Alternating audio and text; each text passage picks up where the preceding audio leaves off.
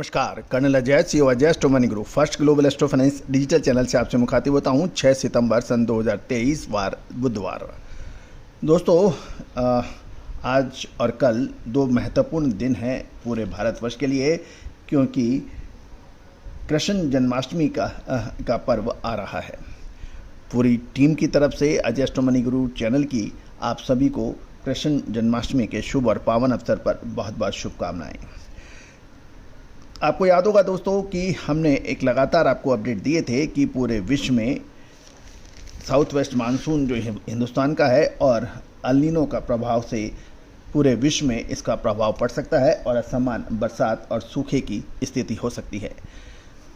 Europe से खबर निकल के आ रही है कि ब्रिटानिया यानी ब्रिटेन में सितंबर में भीषण गर्मी और अमेरिका, यूरोप और चीन में बाढ़ की स्थिति पैदा हो गई है। ग्लोबल वार्मिंग के चलते दुनिया के कई देशों में एक्सट्रीम वेदर के मामले बढ़ने के समाचार मिल रहे हैं। अमेरिका, यूरोप के कई देश बाढ़ की मार झेल रहे हैं और जबकि ब्रिटेन सितंबर माह में सबसे भीषण गर्मी का सामना करने के समाचार मिल रहे हैं। ब्रिटेन में इंडियन समर यानी गर्म और शांत मौसम जैसे हालात बने हुए हैं। वहाँ इस बार साल की पहली बार रात का पारा 20 डिग्री दर्ज हुआ है और मौसम विभाग की माने तो ब्रिटेन में अभी तक सिर्फ पहले 3 बार रात का तापमान 20 डिग्री पार किया है। 5 सितंबर सन 1949 में ब्रिटेन को रात का तापमान सर्वाधिक 21.7 डिग्री सेल्सियस रहा था।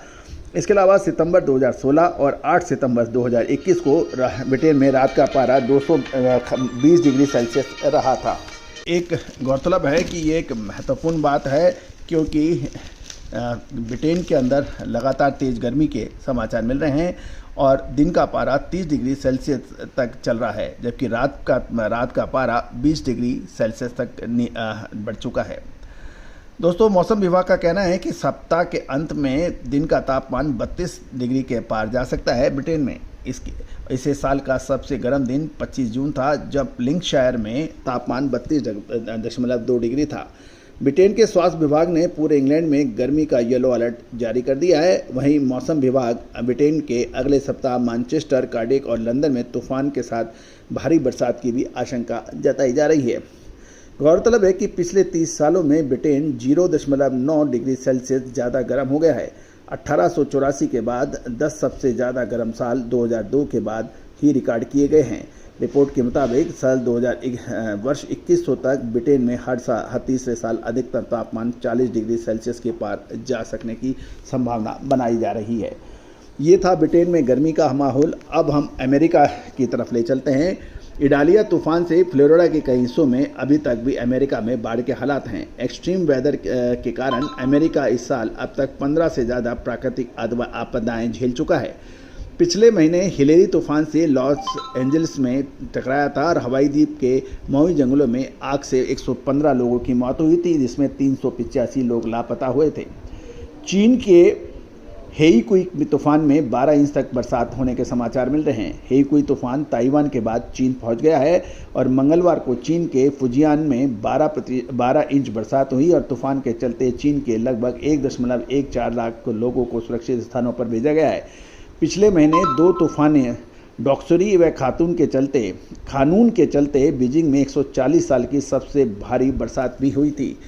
दोस्तों, अब हम आपको ग्रीस ले चलते हैं। ग्रीस में वोलोस शहर में मंगलवार को फ्लैश फ्लड की स्थिति पैदा हो गई है। वहाँ 24 घंटे में 25 इंच बारिश रिकॉर्ड की गई है और ग्रीस की राजधानी एथेंस में 15 इंच बारिश हुई है। महीने भर पहले ग्रीस के जंगलों में भीषण आग लगी थी, जिसमें 20 से ज़्यादा लोगों की मौत की खबर थी।